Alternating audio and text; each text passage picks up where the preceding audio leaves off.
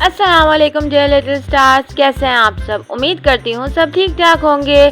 Dear stars, आज हम उर्दू में 13 का पहाड़ा पढ़ना सीखेंगे, तो चलें क्लास शुरू करते हैं। 13 एकम 13,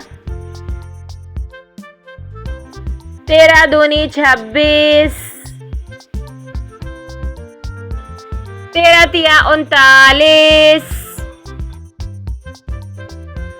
13 चौक 52, 13 पंजे 65,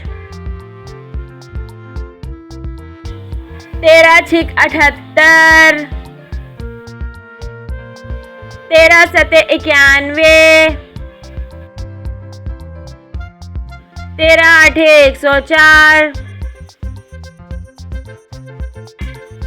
13 नेम 117, 13 दाएं 130।